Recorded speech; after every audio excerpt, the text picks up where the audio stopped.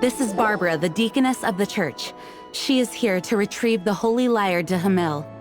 May the animal Archon protect you. I'm not really in a position to speak compared to our acting Grand Master, but I still want to thank you all on behalf of all of Mondstadt for your assistance. Fortunately, everything was resolved peacefully. I can't imagine how an all-out war between the military and the dragon would have ended.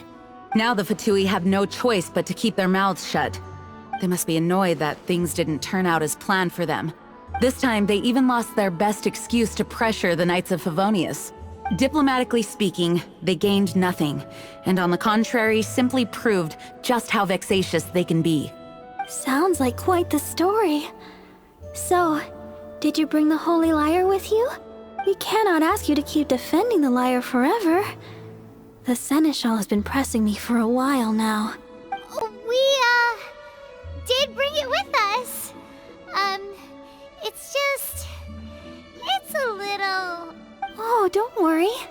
I'm not here to collect rent. The church has always received special funding. The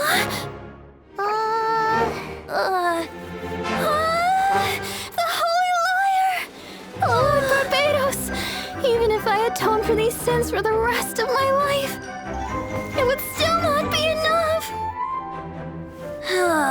Oh, give it here.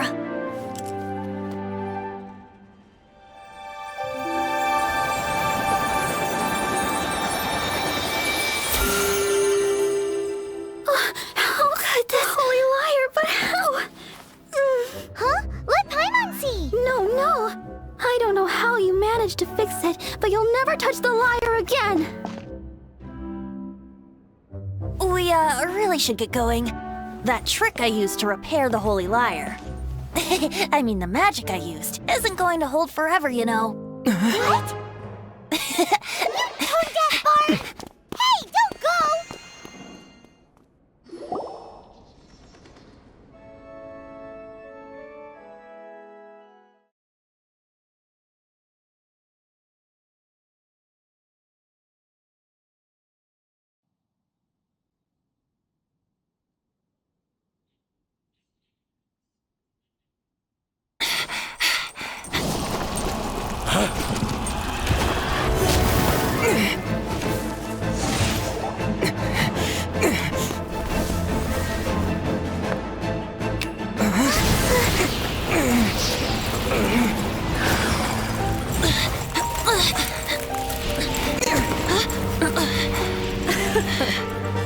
At last, Mondstadt's rodent ruler in the flesh.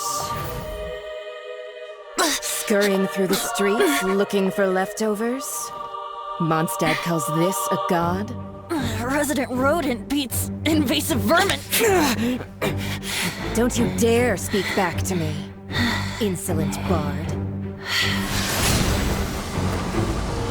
Absentee Archon of Mondstadt. you've become. That smirk you wear looks out of place. Did you steal it from your master's face? Should have held your tongue.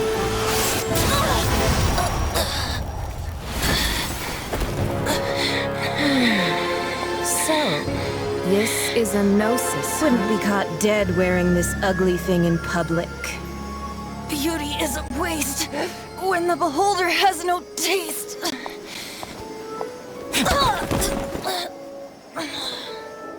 Venti! Well, we have what we came here for. Come, before our dear Favonian friends arrive. Leave nothing for them to find.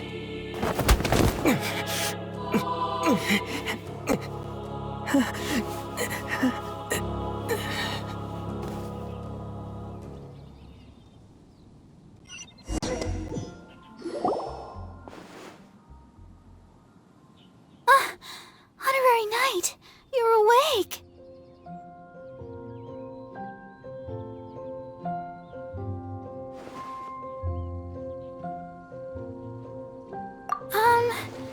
I wouldn't say he's alright, exactly. I found you lying unconscious outside the cathedral and used my elemental powers to heal you. That bard awakened first, but strangely, my healing powers had almost no effect on him. This is the first time I've encountered such a patient. But he just said, it's completely normal, and then got up and left the cathedral. He left? Already? Where'd he go? The symbol of Mondstadt's hero. That's what he said. I wanted to stop him, but Jean, I mean, Master Jean, said to let him leave. How strange.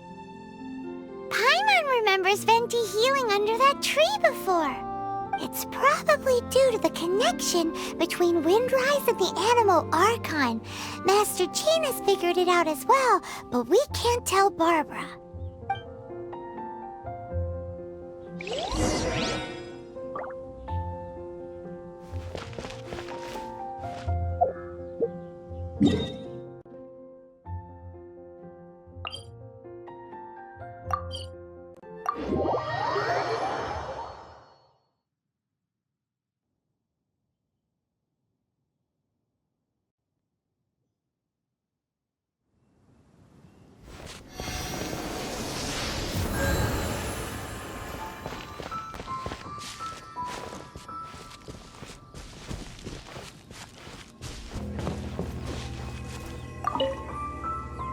The wind amongst the branches is good. I love the way it smells. I said the exact same thing last time. Why do I only say these things when I'm down on my luck?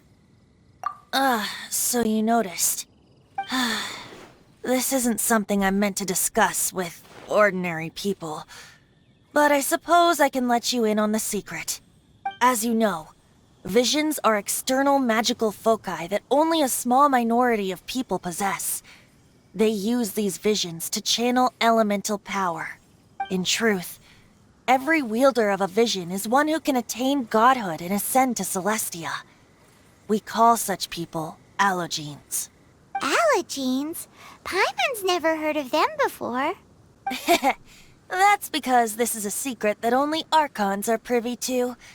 We don't need primitive tools like visions. Instead, each Archon has an internal magical focus that resonates directly with Celestia itself, known as a gnosis. It's just a glowing glass ball I carry around to avoid suspicion. So who was that nasty woman who sent Paimon flying and stole your gnosis? Her name is Signora, number 8 of the Harbingers. She and the rest of the Harbingers have been given godlike executive authority by the Tsaritsa of Snezhnaya, and with it, strength surpassing that of other mortals. The Tsaritsa of Snezhnaya? Isn't that... Indeed.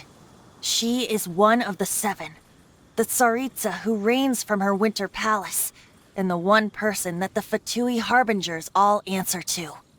The 7 don't always get along well, but still. I never thought that she would plot to steal another Archon's gnosis. How should I put this? 500 years ago, I knew her well. But I can't say the same is true now. You see, a certain catastrophe happened 500 years ago, and after that, she cut off all ties with me. But we can save discussion of the Cryo Archon and the Fatui for another day. If you seek the rest of the Seven, many difficulties lie ahead of you still. You should head for Mondstadt's neighboring nation of Liyue. The Geo Archon who reigns there, unlike me, administrates his entire region personally. He only descends once every year to give his divine predictions, which set the direction for Liyue for the rest of that year. Even so, it sounds like he works much harder than a certain someone, In any case, this year's Rite of Descension is soon to begin. If you miss it, you'll just have to wait another year. What? Oh, why didn't you tell us before? Well, then bye! We're going! One moment, Windborn Outlander.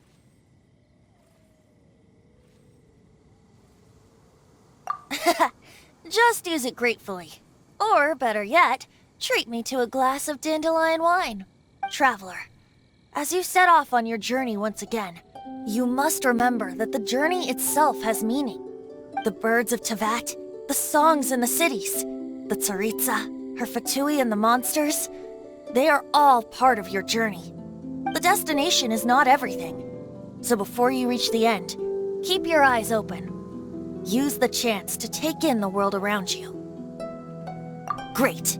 So, that's that for the Animo Archon's admonishments. Back to Venti time. If you want to chat, now's the time. A bard stays not always in a single climb. Up till the end, Dvalin remembered his duty as one of the Four Winds. As such, I don't intend to forcibly strip him of that duty and force my ideals of freedom onto him. I just hope that Dvalin will be able to choose for himself and understand what freedom is. Before I became an Archon, I too was taught the meaning of freedom in this way by a friend. If you want to chat, now's the time. A bard stays not always in a single climb. Kaya shared some new intelligence, you say? Oh, I see.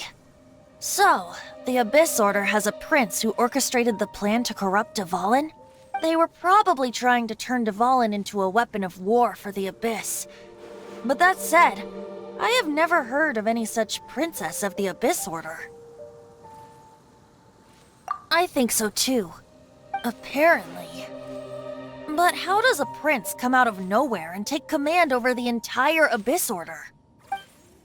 If you want to chat, now's the time. A bard stays not always in a single climb. That Fatui lady didn't hang around, did she?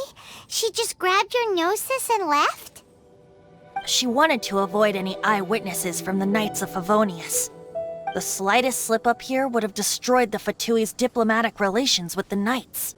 So they're just gonna keep acting like Mondstadt's allies as if nothing happened? If only the Seven Nations had banded together against the Abyss Order in the first place. The Fatui possess the strongest military among the Seven Nations, yet they've used it to steal the Holy Lyre, covet the power of gods, and use Dvalin as a bargaining chip against the Knights. Speaking of the lyre, didn't Diluc say something like this before? He said that the Fatui could only run amok across the Seven Nations and threaten the Knights because of the Harbingers. Yes. As I said earlier, the Cryo Archon has given them authority and strength beyond that of other mortals. The Tsaritsa... I haven't seen her in 500 years. What is she thinking? What's her plan? Whatever the answer is, I have a feeling it's only going to make your search for the Seven all the more difficult. If you want to chat, now's the time. A bard stays not always in a single climb. As I said before, vision wielders are known as allogenes and may ascend to Celestia. A gnosis is a higher-order nexus of elemental manipulation and is emblematic of an Archon's status as one of the Seven. But as for which of the Seven took your brother... I'm sorry, I don't know. Wait, as one of the Seven, I'm not clear of suspicion yet either, am I? We're a great team indeed. Say, once you find your brother, how would you like to become one of the new Four Winds? You don't seem too into it. Hey, Tone Deaf Bard! If being one of the Four Winds means free food, you can consider Paimon. If you want to chat, now's the time. A bard stays not always in a single climb. Well then, best be off to Liyue. If the dissension ritual you failed to tally, then another year you must dally.